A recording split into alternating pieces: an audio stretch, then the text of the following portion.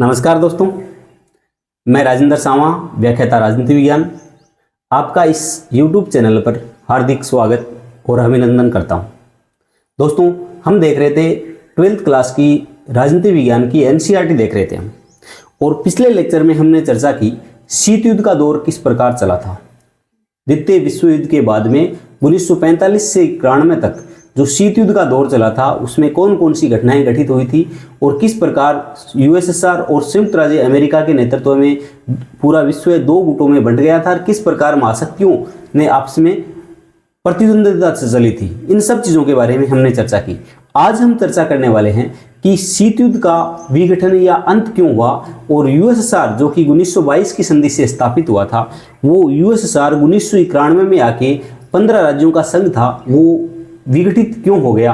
क्या 1922 की संधि में इसके विघटन के बीज निहित थे या फिर अन्य कोई कारण था। तो आज हम चर्चा करेंगे कि किस कदर शीत युद्ध का अंत हो गया और सोवियत प्रणाली थी उसका विघटन हो गया था। तो दोस्तों, हम शुरू करते हैं दो ध्रुवीयता का अंत।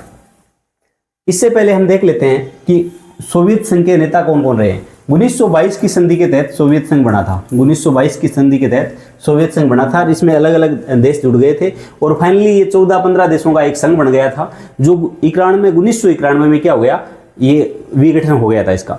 अब इसमें देखते हैं उसके प्रमुख नेता कौन थे। तो दोस्तों, 1917 में रूस में क्रांति हुई थी और ये व्लादिमीर लेनिन के नेतृत्व में क्रांति हुई थी, जो 1917 से 24 तक क्या रहे थे, यहाँ के प्रेसिडेंट रहे थे। उसके बाद में इनके उत्तराधिकारी कौन आए, जोसेफ स्टालिन आए, जो कि 1924 से लेकर 1953 तक यहाँ के प्रेसिडेंट रहे। उसके बाद में जोसेफ स्टालिन की मृत्यु के बाद निकिता क्रुश्चेव आए और निकिता क्रुश्चेव अगले 10-11 साल 1953 से लेकर 64 तक क्या रहे थे, यहाँ के प्रेसिडेंट रहे। इनके बाद आए लियोनिड ब्रेजनेव। लियोनिड ब्रेजनेव 1964 से 82 तक यहाँ के प्रेसिडेंट रहे। हालांकि हम ये भी चर्चा करेंगे कि इनके कार्यकाल में कौन कौन सी विशेष घटनाएं घटित हुई थी। आगे बात करें मिखाइल गोर्बाचेव। मिखाइल गोर्बाचेव 1985 से 91 तक यहाँ के शासक रहे और सोवियत संघ के विघटन के आरोप भी इन पे लगे। और उसके बाद में बोरिस येल्त्सिन जो कि 91 से 99 रहे। इसके बाद में आपको पता है व्लादिमीर पुतिन वगैरह ये लोग आ गए हैं।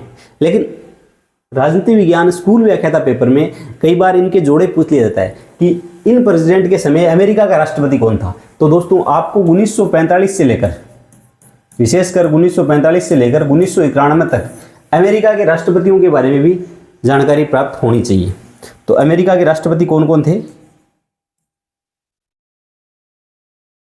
इनके बारे में भी हम देख लेते हैं।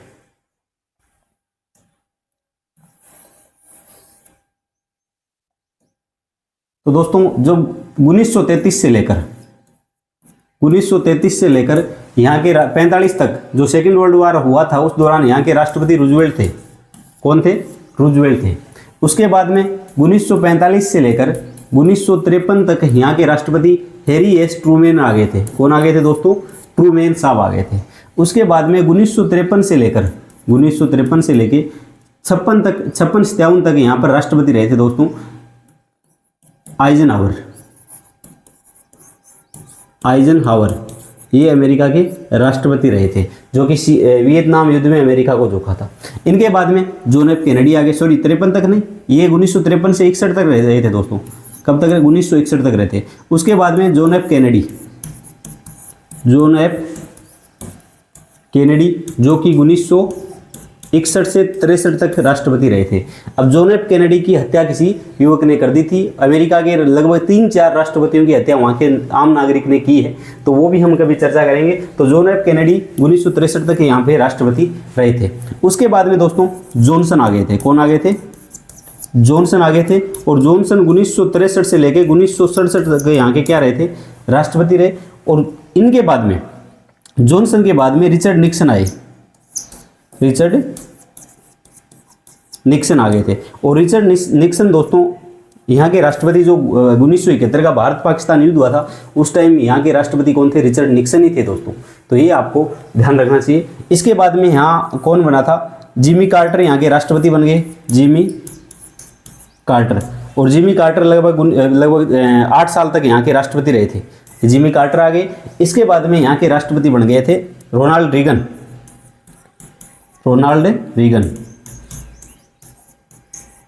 रोनाल्ड रीगन यहाँ के राष्ट्रपति बन गए। उसके बाद में जॉर्ज बुश यहाँ के राष्ट्रपति बन गए, जॉर्ज बुश, ये काफ़ी लंबे टाइम तक राष्ट्रपति रहे थे। और इसके बाद में George Bush senior, George Bush junior दोनों बन गए हैं। उसके बाद में बिल क्लिंटन भी यहाँ के राष्ट्रपति रह चुके हैं, बिल क्लिंटन। और उसके बाद में दोस्तों यहाँ के राष्ट्रपति बने थे बराक ओबामा, जो कि 2008 से लेकर 15 तक यहाँ के राष्ट्रपति, 7 से लेकर 15 तक यहाँ के राष्ट्रपति रहे। उसके बाद में जो बाइडन आ गए थे। जो बाइडन के बाद में अभी ट्रंप है ही, आपको पता है, बीच में एक बार ट्रंप आ गए थे, उसके बाद में जो बाइडन आए, जो बाइडन के बाद में वापस यहाँ के राष्ट्रपति ट्रंप बन गए। तो आपको ये भी ध्यान रखना चाहिए कि इनके टाइम यहाँ अमेरिका के राष्ट्रपति भी कौन कौन रहे। रूजवेल्ट थे, ट्रूमैन थे, आइजनहोवर थे, केनेडी थे, जॉनसन थे, रिचर्ड निक्सन थे, जिमी कार्टर थे, उसके बाद रोनाल्ड रीगन थे, जॉर्ज बुश थे, जॉर्ज बुश सीनियर जूनियर दोनों थे, बिल क्लिंटन थे, बराक ओबामा थे, और डोनाल्ड ट्रंप थे, जो बाइडन थे, और जो अभी डोनाल्ड ट्रंप है। तो ये आपको थोड़ा सा ध्यान रखना चाहिए। ठीक है दोस्तों, आगे हम बात करते हैं।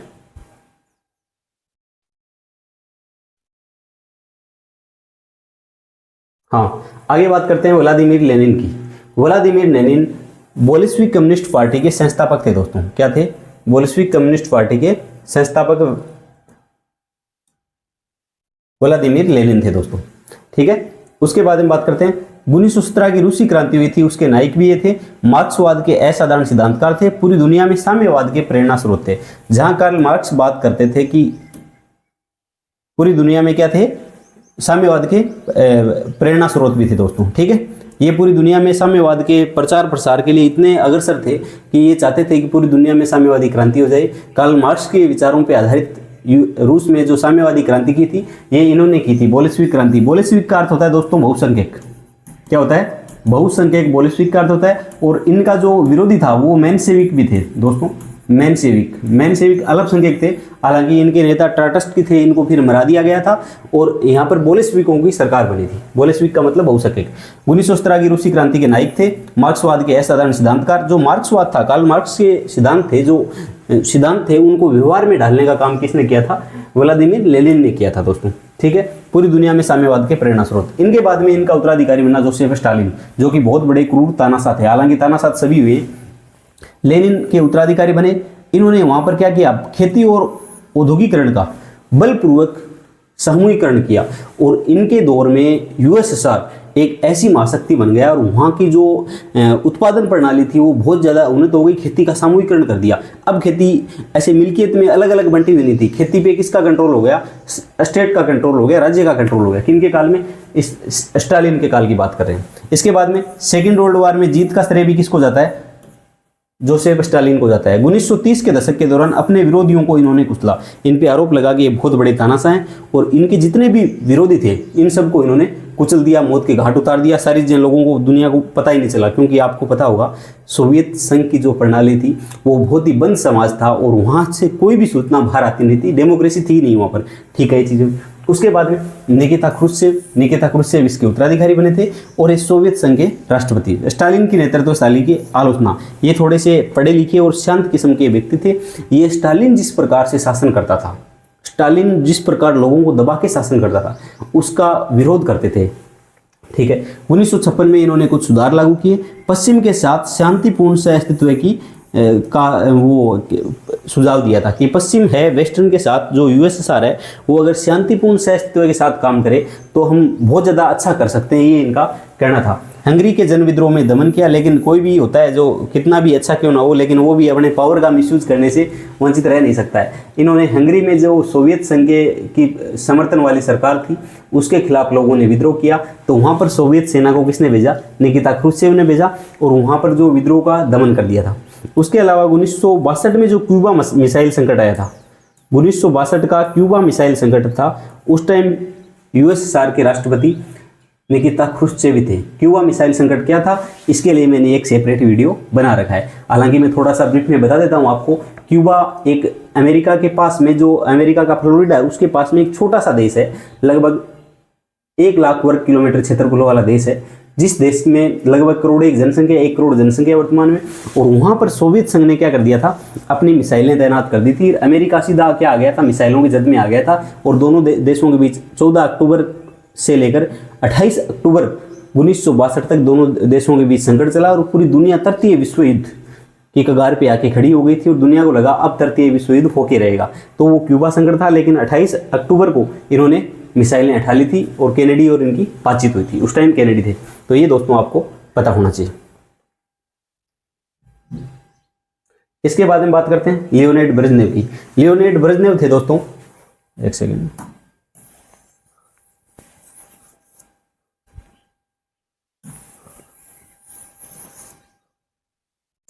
हाँ, लियोनिड ब्रेजनेव ये थोड़े संकी टाइप के आदमी थे। 1964 से लेकर 1982 तक यूएसएसआर के क्या रहे, प्रेसिडेंट रहे।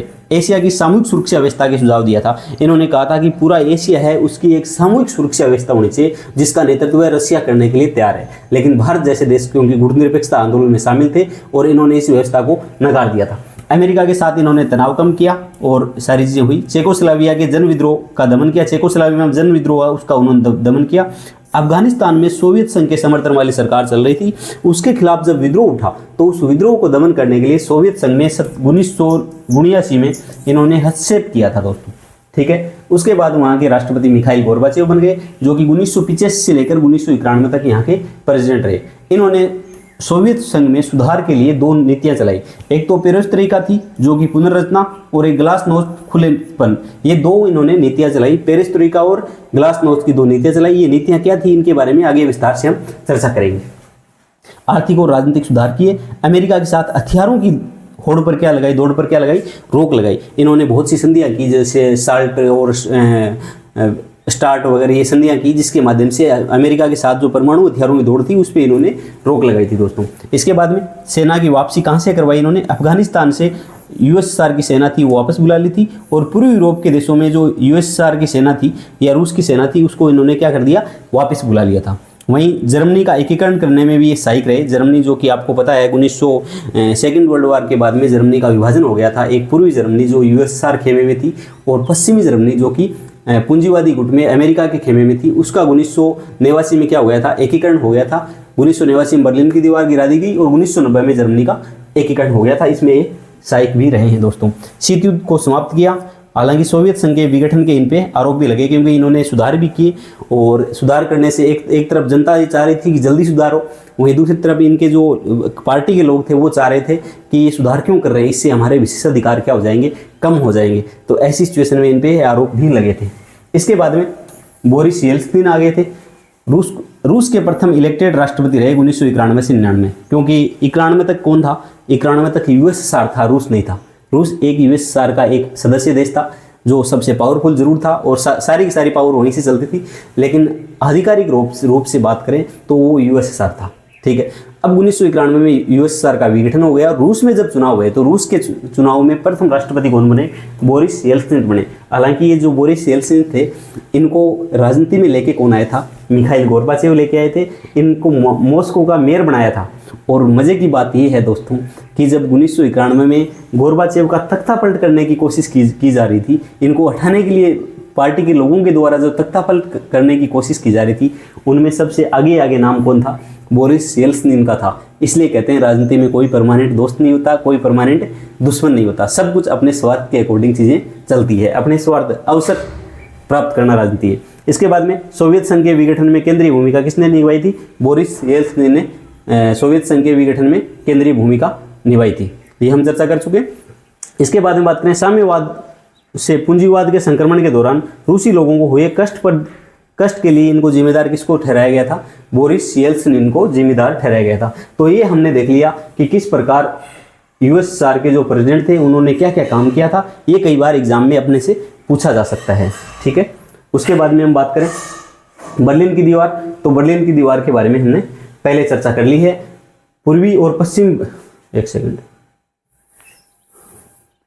हाँ, पूर्वी और पश्चिमी जर्मनी के बीच में बर्लिन की दीवार जो कि 1961 में निर्माण किया गया, 150 किलोमीटर दीवार थी, जो कि 9 नवंबर 1989 को क्या कर दिया गया, इस दीवार का विघटन कर दिया गया और ये दीवार तोड़ दी गई और 1990 में फाइनली क्या हो गया, जर्मनी का एकीकरण हो गया था। सोवियत खेमे में शामिल पूर्वी यूरोप के 8 देशों ने एक एक करके जनता के प्रदर्शनों को देखते हुए अपने साम्यवादी शासन को बदल डाला। दोस्तों, सेना हो या फिर कोई भी क्रूर शासन हो, वो जनता का जो विरोध है उसके आगे उसको झुकना ही पड़ता है, कोई ऑप्शन नहीं होता। अतः क्या सोवियत संघ के द्वारा भी पूर्वी यूरोप के देश थे, उनमें जनता के प्रदर्शनों को देखते हुए वहां पर बाद में सेना नहीं भेजी, क्योंकि उन्होंने देख लिया कि जनता के विरोध के आगे कोई भी सेना टिक नहीं पाएगी। ठीक है। शीत युद्ध के अंत के समय सोवियत संघ को ये चुपचाप देखते रहना पड़ा, क्योंकि सैन्य मजबूरी नहीं थी इनकी, आम जनता की सामूहिक कार्रवाई के दबाव के कारण ये सब चीजें होती गई थी। अब दोस्तों हम कई बार ये चर्चा करते हैं कि सोवियत संघ में कौन कौन से देश शामिल थे। सोवियत संघ में 15 देश कौन कौन से थे, तो इनके बारे में भी एक बार हम चर्चा कर लेते हैं। 15 देश ये कौन कौन से थे।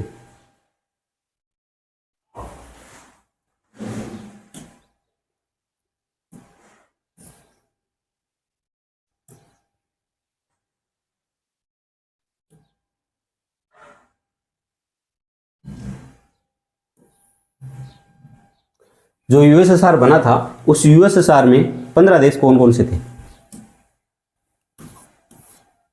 यूएसएसआर सोवियत संघ में 15 देश कौन कौन। सबसे बड़ा देश दोस्तों रूस था। कौन था? सोवियत संघ रूस था। उसके अलावा ये जो बाल्टिक स्टेट हैं, एस्टोनिया, लाटविया, लिथुआनिया, इसको बाल्टिक कंट्री बोलते हैं क्योंकि यहाँ पर बाल्टिक सागर पड़ता है। एस्टोनिया, लाटविया, लिथुआनिया ये भी किस में थे? सोवियत संघ में थे। इसके अलावा जो बेलारूस है, ये आज भी सोवियत संघ की हर नीति का समर्थन करता है। बेलारूस, ये यहाँ पर रूसी मूल के लोग हैं, बेलारूस था। उसके अलावा यूक्रेन दोस्तों शीत युद्ध के दौरान सोवियत संघ में शामिल था, लेकिन हालांकि अब यूक्रेन और रूस के बीच में जो युद्ध चल रहा है उसका भी रीजन दूसरा है, क्योंकि ये भाई यहाँ पर लोग भी रहते हैं, यहाँ पर बहुत से लोग रहते हैं, वो कौन से? रूसी मूल के लोग रहते हैं, और वो जातीय या फिर मतलब नस्ल के आधार पे देखें सोवियत संघ से मिलता जुलता है, और सोवियत संघ के साथ लंबी सीमा भी ये बनाता है। अब इस देश को अमेरिका किसका मेंबर बनाना चाह रहा था? नाटो का मेंबर बनाना चाह रहा था, जिसका सोवियत संघ रूस विरोध करता है, क्योंकि अगर ऐसा हो जाता है तो फिर नाटो कहाँ आ जाएगा? रूस के एकदम पास में आ जाएगा, रूस की सुरक्षा व्यवस्था को खतरा हो जाएगा, तो रूस का विरोध भी स्वाभाविक है। तो ये यूक्रेन भी किसका मेंबर था? यूक्रेन भी यूएसएसआर का मेंबर था। इसके अलावा मालडोवा, तो ये मालदोवा था, ये भी यूएसएसआर का मेंबर था। आपको बताया जो मार्शल योजना चली थी अमेरिका के द्वारा पश्चिमी या पश्चिमी यूरोप के देशों को पुनर्निर्माण के लिए आर्थिक सहायता देने के लिए जो मार्शल योजना चली थी, इसके विरोध में यूएसएसआर ने मालदोवा योजना चलाई थी, जो कि पूर्वी यूरोप के देशों को आर्थिक सहायता देनी थी। इसके अलावा हम देखा Georgia, Armenia, Azerbaijan, Georgia, Armenia, Azerbaijan, ये 3 स्टेट हैं, ये भी किस में शामिल थे? ये यूएसएसआर में शामिल थे। वहीं बात करें जो मध्य एशिया की बात करते हैं, कौन से देश? मध्य एशिया के जो 5 देश हैं ये भी इसमें शामिल थे यूएसएसआर में। एक कजाकिस्तान था, उज्बेकिस्तान था, तुर्कमेनिस्तान था, तजाकिस्तान था, किर्गिस्तान था। Kazakhstan, Uzbekistan, Turkmenistan, Tajikistan, Kyrgyzstan, ये 5 देश भी किस में शामिल थे? ये भी यूएसएसआर में शामिल थे दोस्तों। तो हमने क्या देखा? यूएसएसआर में 15 देश थे लगभग। पोलैंड, हालांकि पोलैंड यूएसएसआर के वर्चस्व में रहा है, लेकिन वो डायरेक्ट यूएसएसआर का अंग नहीं था। तो Estonia, Latvia, Lithuania, Belarus, Ukraine, Moldova, Georgia, Armenia, Azerbaijan, Kazakhstan, Uzbekistan, Turkmenistan, Tajikistan, Kyrgyzstan और रशिया खुद था। ये तो ये 15 देश कहाँ पर शामिल थे? ये 15 देश दोस्तों इसमें शामिल थे। यूएसएसआर में 15 देश शामिल थे। ठीक है। अब हम बात करते हैं वापिस अपने टॉपिक पे।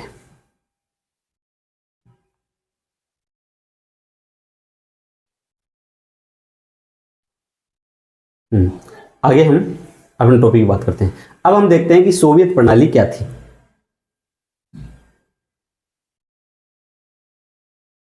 सोवियत प्रणाली क्या थी?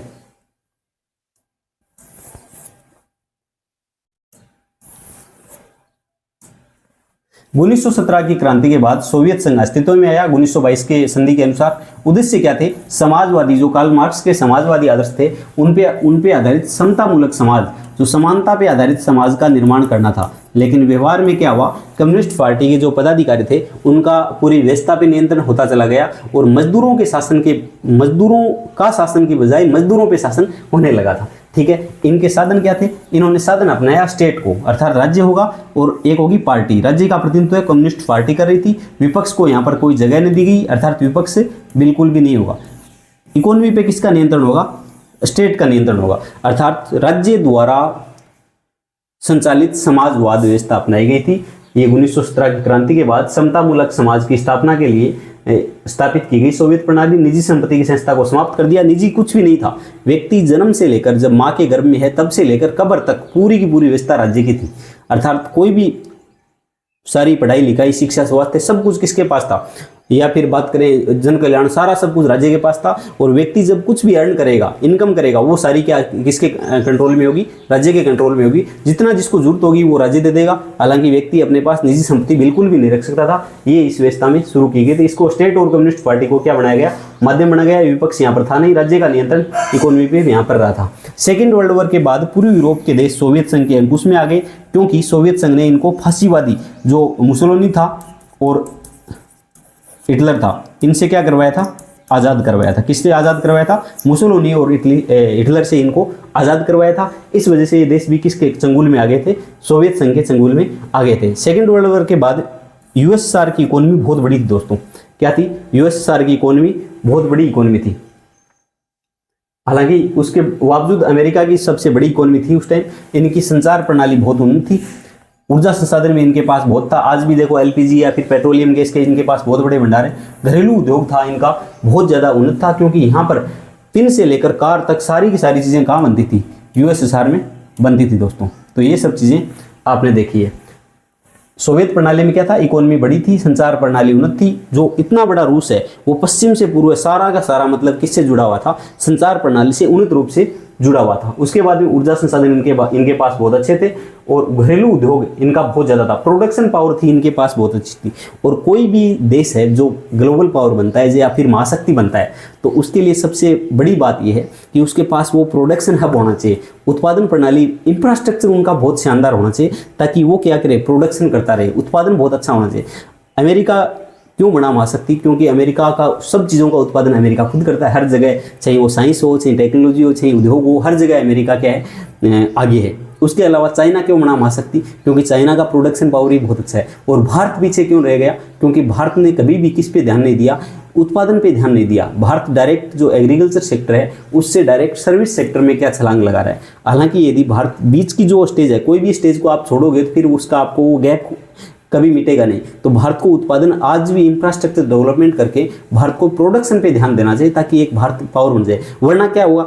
अगर आप यदि प्रोडक्शन नहीं कर रहे हो तो सारी अपनी आवश्यकता की चीज़ें हैं वो आप इंपोर्ट करोगे, और इंपोर्ट करोगे तो आपके पास से धन जाएगा, आएगा नहीं, धन जाएगा। धन जाएगा तो आप ऑटोमेटिकली क्या होगे? गरीब होगे। और यदि आपके पास उत्पादन कर रहे हो आप बहुत ज़्यादा और आप लोगों को वस्तुएं बेच रहे हो, तो ऐसी सिचुएशन में आपके पास पैसा आएगा, और पैसा आएगा तो आपके पास सीधी बात पड़ी आप एक पावर बन जाओगे। तो वही चीज़ थी यूएसएसआर के साथ भी ये थी। हालांकि इनकी वस्तुओं की गुणवत्ता पश्चिम देश के आगे बहुत कम थी। इनका एक हेल्थ और एजुकेशन सिस्टम था जो लोक कल्याण पर रियायती दरों पर सब कुछ अवेलेबल था, अर्थात एक जन कल्याणकारी स्टेट था जो हर चीज़ की व्यवस्था करता था। यहाँ पर बेरोजगारी उस टाइम थी नहीं। आपको मैं बता दूँ 1929 की जो आर्थिक मंदी आई थी, फर्स्ट वर्ल्ड वॉर के बाद में 1929-30 की जो आर्थिक मंदी आई थी, उसमें एकमात्र अर्थव्यवस्था रूस की थी जिसने क्या नहीं किया, जो असफल नहीं हुई, उसमें मंदी नहीं हुई, उसका ग्रोथ ऐसे ही चलता रहा। तब दुनिया के जो थर्ड वर्ल्ड के कंट्री थे वो इनसे आकर्षित हुए कि यार नहीं, ये समाजवाद की व्यवस्था अच्छी है तो हम भी अपना सकते हैं। ये सारी चीज़ें थी। लेकिन धीरे धीरे यहाँ पर नौकरशाही का शिकंजा कसता चला गया। परिणाम स्वरूप डेमोक्रेसी यहाँ पर खत्म हो गई, अभिव्यक्ति की आज़ादी बहुत कम हो गई और नागरिकों का जीवन स्तर भी क्या हो गया?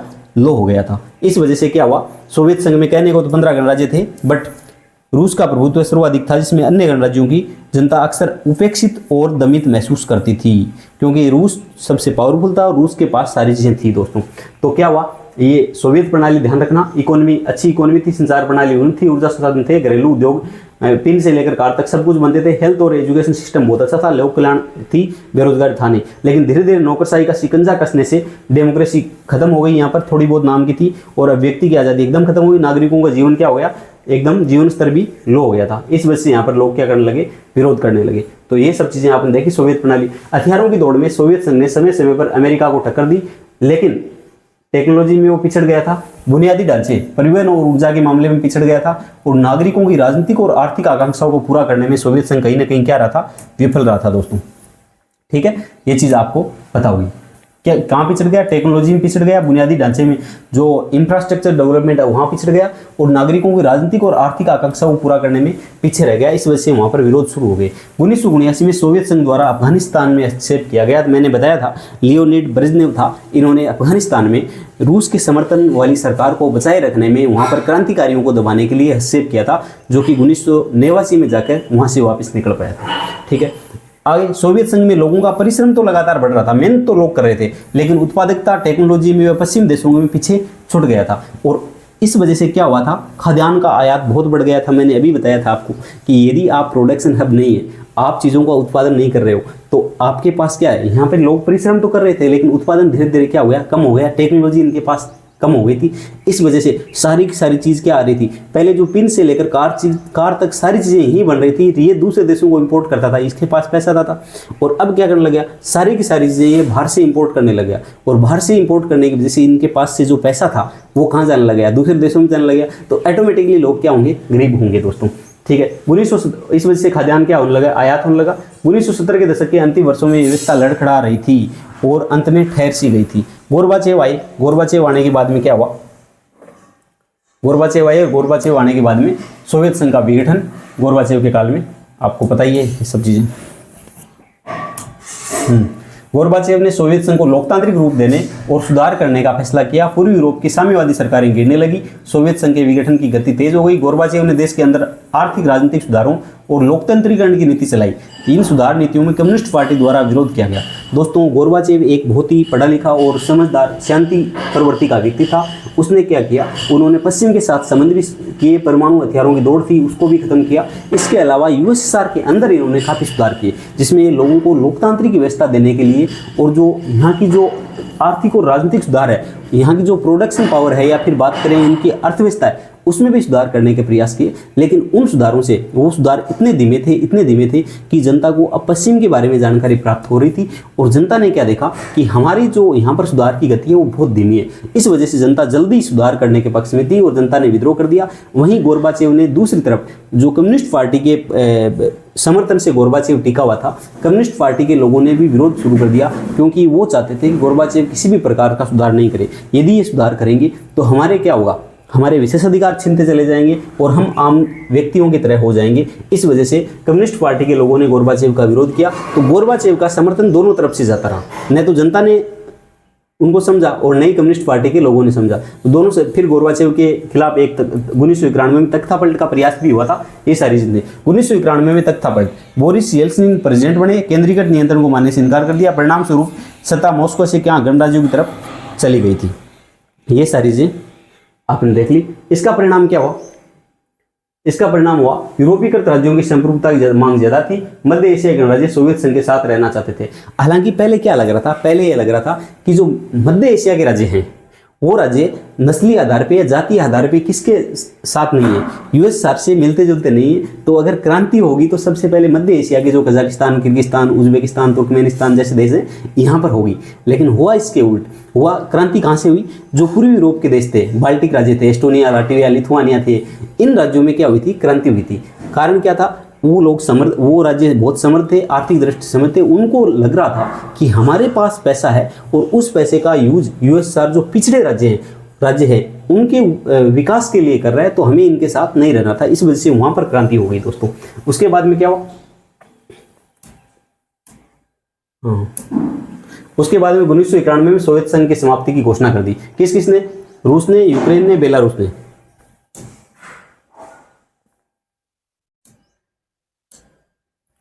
रूस, यूक्रेन, बेलारूस, इन्होंने क्या कर दी, सोवियत संघ के समाप्ति घोषणा कर दी। कम्युनिस्ट पार्टी यहाँ पर क्या हो गई, प्रतिबंधित हो गई। कम्युनिस्ट पार्टी पे बैन लगा दिया गया और परवर्ती सोवियत गणराज्यों में पूंजीवाद तथा डेमोक्रेसी को अपना आधार बना लिया। जैसे ही पूर्वी यूरोप के देश सोवियत संघ के चंगुल से निकले और यहाँ पर क्रांति हुई, सोवियत संघ सब ये चुपचाप देख रहा था, क्योंकि जनता के विद्रोह के आगे कोई भी शासन या तानाशाह कुछ नहीं कर सकता है। तो जैसे ही सब समाप्त हुआ तो पूर्वी यूरोप के देश एक एक करके क्या अपना ली, पूंजीवादी व्यवस्था अपना ली और यूरोप के साथ जुड़ गए थे। और अधिकतर तो इसमें नाटो के मेंबर भी बन गए थे और यहाँ पर डेमोक्रेसी को अपना लिया गया था। 21 दिसंबर 1991 को Commonwealth of independent states CIS की स्थापना की गई। किसकी स्थापना की गई, स्वतंत्र राज्यों का राष्ट्रकुल, इसकी स्थापना की गई। इसके संस्थापक सदस्य 11 थे। हालांकि जो मध्य एशिया के देश थे वो पहले इसमें शामिल नहीं, बाद में इनको संस्थापक सदस्य बनाया गया था। और वर्तमान में इनमें 8 या 9 सदस्य हैं, 9 सदस्य इसमें वर्तमान में हैं। सोवियत संघ से अलग हुए गणराज्यों ने एक संघ बनाया। मध्य एशियाई गणराज्य इस राष्ट्रकुल से बाहर थे, बाद में इन्हें संस्थापक सदस्य बना दिया गया। रूस को सोवियत संघ का उत्तराधिकारी स्वीकार किया गया और जितने भी संधि करार वगैरह जितने भी हुए थे या फिर परमाणु हथियार वगैरह था वो सब किसको दिया गया, रूस को दिया गया कि अंतर्राष्ट्रीय स्तर पर जितनी भी संधियां वगैरह हुई है इन सब का निर्वहन कौन करेगा, सोवियत संघ करेगा। तो ये सब चीजें दोस्तों हुई थी।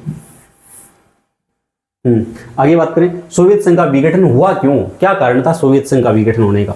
तो राजनीतिक और आर्थिक संस्थाओं की कमजोरी। जब किसी भी देश की जो राजनीतिक संस्थाएं हैं, पॉलिटिकल इंस्टीट्यूशन है, वो यदि कमजोर हो जाएं, जैसे चुनाव आयोग है, जैसे सुप्रीम कोर्ट है, जैसे जनता के अधिकारों के लिए लड़ाई लड़ने वाली या उनके संरक्षण करने वाली विभिन्न संस्थाएं हैं, वो यदि जब कमजोर हो जाएं तो दोस्तों वहाँ पर क्या होता है, जनता की अपेक्षाएं पूरी नहीं हो पाती है। और जनता की अपेक्षाएं पूरी नहीं होती है तो एक टाइम के बाद में जनता का धैर्य जवाब देता है और ऐसी सिचुएशन में जनता सड़क पे उतर आती है।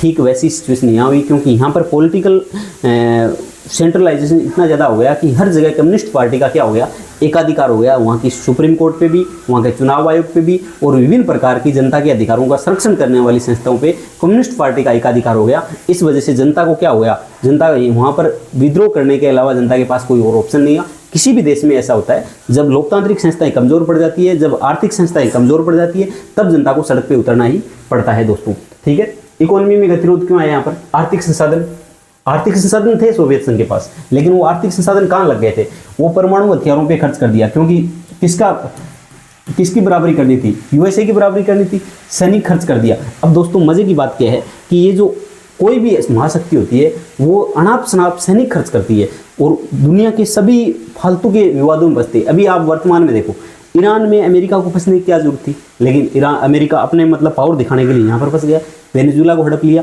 क्यूबा के साथ विवाद की बात कर रहा है, वियतनाम में फंस गया, कोरिया युद्ध में फंस गया। तो दुनिया भर का ठेका ले लेते हैं महाशक्ति की, मैं महाशक्ति हूँ तो मैं दिखाऊंगा।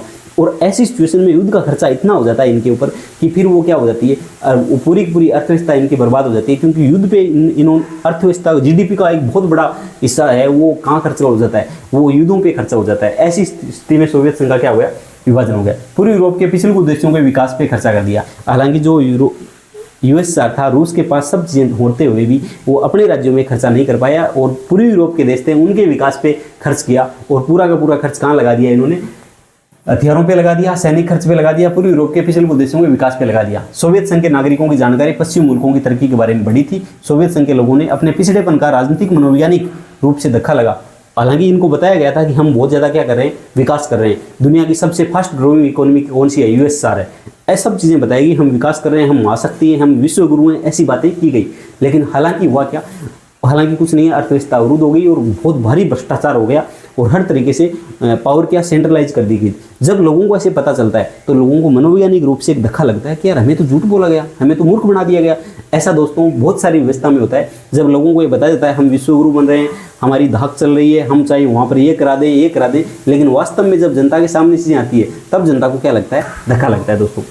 आगे बात करें, सोवियत संघ को अपने पिछड़ेपन राजनीतिक मनोवैज्ञानिक रूप से धक्का लगा और यहाँ पर जो प्रशासनिक गतिरोधता थी वो भी बहुत ज़्यादा हो गई थी। पार्टी को अपने आम नागरिकों से ज़्यादा, पार्टी के जो लोग थे, कम्युनिस्ट पार्टी के लोग थे, उनको आम नागरिकों से ज़्यादा क्या थे दोस्तों, विशेषाधिकार प्राप्त थे। पार्टी के अधिकारियों को आम नागरिकों से ज़्यादा विशेषाधिकार प्राप्त थे। आम व्यक्तियों की हर जगह अनदेखी की जा रही थी और कम्युनिस्ट पार्टी का मेंबर होना ही काफ़ी था। कम्युनिस्ट पार्टी का जो मेंबर है उसकी पहुंच बहुत ज़्यादा है, उसके पास संसाधन है, उसके पास सब कुछ है दोस्तों। ये आगे हम देखेंगे। जब मिखाइल गोर्बाचेव ने समस्याओं का ठीक ठाक निदान कर रहे थे तो फिर सोवियत संघ टूटा क्यों। अब एक सवाल ये भी पैदा होता है कि जब मिखाइल गोर्बाचेव वहाँ पर लोकतांत्रिक व्यवस्था लेके आ रहे थे, अर्थव्यवस्था में संरचनात्मक परिवर्तन कर रहे थे और पश्चिम के साथ संबंधों को सामान्य बनाने की कोशिश कर रहे थे, तो फिर सोवियत संघ टूटा क्यों। तो इनकी भी 2-3 वजह है दोस्तों। लोगों की आकांक्षाएं और अपेक्षा ज़्यादा थी और सुधारों की गति धीरे थी। सुधार हो रहे थे वो बहुत धीरे गति से हो रहे थे। लोगों की जो अब आकांक्षा और अपेक्षा बढ़ जाती है वो फिर कंट्रोल होने का नाम नहीं लेती है, वो चाहती है कि फिर बहुत जल्दी से चीज़ें हो जाए। धैर्य खो दिया लोगों ने। पार्टी के लोगों के विशेषाधिकार कम हो रहे थे, उनके विचार भी विरोध में थे। जिस घटना ने सर्वाधिक आश्चर्यचकित किया वह थी राष्ट्रवादी भावनाओं और संप्रभुता की इच्छा का उभार। निम्न राज्यों में संप्रभुता की इच्छा अधिक थी: रूस, यूक्रेन, जॉर्जिया, बाल्टिक राज्य, एस्टोनिया, लाटविया, लिथुआनिया। ये शब्द, ये सोवियत संघ के विघटन का अंतिम और सर्वाधिक तात्कालिक कारण सिद्ध हुआ था। दोस्तों जनता में विद्रोह इतना बढ़ गया था, जनता में जो संप्रभुता या फिर जन इच्छा उभार इतना तेज था कि अब लगने लगा कि यार अब कुछ होगा नहीं। तो क्योंकि गोरबाचेव दोनों तरफ से समर्थन खो चुके थे, एक तो जनता चाह रही थी कि जल्दी से सुधार हो जाए, और जो कम्युनिस्ट पार्टी के पदाधिकारी थे, कार्यकर्ता थे, वो चाह रहे थे कि बिल्कुल सुधार नहीं हो। इस वजह से गोरबाचेव ने दोनों तरफ से अपना समर्थन खो दिया। एक तरफ से जनता विद्रोह कर रही थी, दूसरी तरफ से जो कम्युनिस्ट पार्टी के लोग थे वो चाह रहे थे ये हट जाए, और ये हटने के बाद हमारा शासन हो जाएगा। लेकिन फिर जनता के आगे किसी की चली नहीं, और फिर जन विद्रोह हो गया था दोस्तों।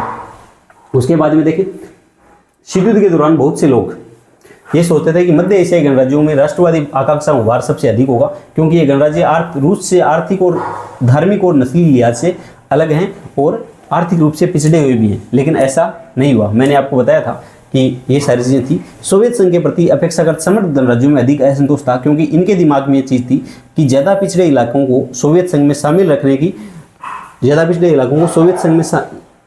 रखने की कीमत उन्हें चुकानी पड़ रही है दोस्तों। क्योंकि इनको एक बात लग रही थी, जो मध्य एशिया के देश थे वो नस्ली आधार और धार्मिक आधार पे सोवियत संघ से मिले जुले नहीं थे, तो लोगों को लग रहा था ये देश अलग होंगे, लेकिन ये नहीं हुए। कौन से देश अलग हुए? जो ज़्यादा विकसित राष्ट्र थे, पूर्वी यूरोप के देश थे, वहाँ पर सबसे पहले क्रांति हुई, क्योंकि उनको लग रहा था कि हमारी स्थिति तो अच्छी है, लेकिन ये जो पिछड़े देश हैं उनको सोवियत संघ में मिलाने का खामियाजा ये भुगतना पड़ रहा है कि हम जो कमा रहे हैं, हमारी जो अर्निंग है, वो खर्चा कहाँ खर्च हो रहा है, उन लोगों पे हो रहा है, हम क्या पिछड़े जा रहे हैं। तो ये एक विरोध की भावना यहाँ पर काम कर रही थी। अब विघटन के परिणाम क्या हुए थे ये भी हम देख लेते हैं। विघटन के 3 प्रमुख परिणाम हुए थे। दूसरी दुनिया के पतन से शीत युद्ध समाप्त हो गया। क्या हो गया? शीत युद्ध समाप्त हो गया, हथियारों की होड़ समाप्त हो गई तथा एक नई शांति की संभावना का जन्म हुआ। दोस्तों, फ्रांसीसी फुकुयामा का एक लेख है 1989 में आता है, द एंड ऑफ हिस्ट्री।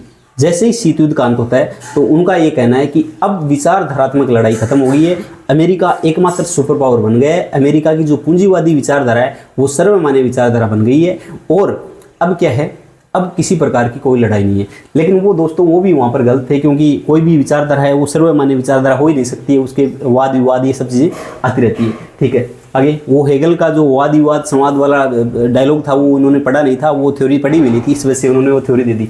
ठीक है, उसके अलावा दूसरी दुनिया के पतन से शीत युद्ध क्या हो गया? समाप्त हो गया, हथियारों की होड़ समाप्त हो गई और नई शांति की संभावना का जन्म हुआ। समाजवादी प्रणाली पूंजीवादी प्रणाली को पछाड़ कर पाएगी या नहीं, ये विचारधारात्मक विवाद अब खत्म हो गया, क्योंकि यहाँ पर क्या, पूंजीवादी प्रणाली अपनी सर्वश्रेष्ठता क्या स्वीकार कर चुकी थी, उन्होंने ये बात सिद्ध कर चुकी थी। विश्व राजनीति के शक्ति संबंध बदल गए थे। क्या अब संभावना क्या थी? ये या तो विश्व एक ध्रुवीय बनेगा या विश्व बहुध्रुवीय बनेगा। जब जैसे ही सोवियत संघ का विघटन हुआ तो लोगों को लगा अब या तो क्या बनेगा, अमेरिका के नेतृत्व वाला एक अमेरिकी हेजेमनी वाला एक ऐसा वर्ल्ड ऑर्डर बन जाएगा जिसमें अमेरिका की दादागिरी चलेगी, या फिर विश्व में बहुत से पावर सेंटर हो जाएंगे, जैसे एक रूस भी हो गया, ब्राज़ील हो गया, चाइना हो गया, भारत हो गया, साउथ अफ्रीका हो गया, यूरोपीय यूनियन हो गया, तो ये बहुत सी पावर सेंटर बन जाएंगे। लेकिन हुआ क्या दोस्तों, अमेरिका के नेतृत्व वालों एक ध्रुव विश्व व्यवस्था शुरू हो गई, जिसमें 1991 से लेकर 2010 या फिर अभी तक की बात करें तो अमेरिकी यूएस हेजेमनी वाला वर्ल्ड ऑर्डर अभी भी चल रहा है। अमेरिका जब चाहिए तब जो कुछ कर रहा है। अभी अमेरिका की पावर डिक्लाइन नहीं हुई है, अमेरिका अभी भी अपने पीक पे चल रहा है। हालांकि अगले 20-25 साल में ये चीज़ें हो सकती है, लेकिन अभी भी पीक पे चल रहा है। इसके अलावा हम बात करें, विश्व राजनीतिक शक्ति संबंध बदल गए, एक ध्रुवीय विश्व व्यवस्था और बहुध्रुवीय व्यवस्था। एक ध्रुवीय विश्व व्यवस्था वो होती है जिसमें एक ही शक्ति होती है पूरे विश्व में। दो ध्रुवीय विश्व व्यवस्था वो होती है जिसमें 2 प्रमुख शक्तियाँ होती है और छोटे मोटे देश उनके इर्द गिर्द एकजुट हो जाते हैं। और बहुध्रुवीय विश्व व्यवस्था वो होती है जहाँ पर कोई एक या 2 महाशक्ति न होकर बहुत सी क्या होती है, पावर के केंद्र होते हैं दोस्तों। इसके अलावा अमेरिका अकेली महाशक्ति बनकर उभरा था, उनकी ताकत और प्रतिष्ठा से पूंजीवादी अर्थव्यवस्था अंतर्राष्ट्रीय स्तर पर प्रभुत्वशाली अर्थव्यवस्था बन गई। IMF, international monetary fund, world bank जैसी संस्थाएं विभिन्न देशों की सलाहकार बन गई तथा राजनीतिक रूप से उदारवादी डेमोक्रेसी सर्वश्रेष्ठ धारणा बन गई। सोवियत खेमे के अंत से एक अर्थ नए देशों का उदय भी हुआ था। तो इस बार जो 12th क्लास का पेपर था इसमें पूछा गया था कि सोवियत संघ के विघटन से क्या हुआ था। तो दोस्तों ये हुआ था, एक तो अमेरिका एकमात्र महाशक्ति बन गया और नए देशों का उदय भी हुआ था। तो ये 2-3 चीज़ें उसमें आपको बतानी थी। तो ये सारी चीज़ें दोस्तों, ठीक है। तो उम्मीद करता हूँ आपको कि ये चीज़ें समझ में आएगी। और इसके जो आगे वाला पार्ट है, साम्यवादी शासन के बाद शॉक थेरेपी वाला पार्ट है, ये हम आगे वाले लेक्चर में चर्चा कर लेंगे। थोड़ा सा है शॉक थेरेपी के परिणाम क्या हैं, संघर्ष और तनाव देख लेंगे हम, और ये विभिन्न घटनाएं हैं, इन घटनाओं के बारे में हम चर्चा कर लेंगे। तो हम ये सारी चीज़ें कब देखेंगे, अगले वाले लेक्चर में देखेंगे। धन्यवाद दोस्तों, जानकारी अच्छी लगी तो अपने दोस्तों के साथ शेयर करना। उम्मीद करता हूँ समझ में आएगा। जय हिंद, धन्यवाद।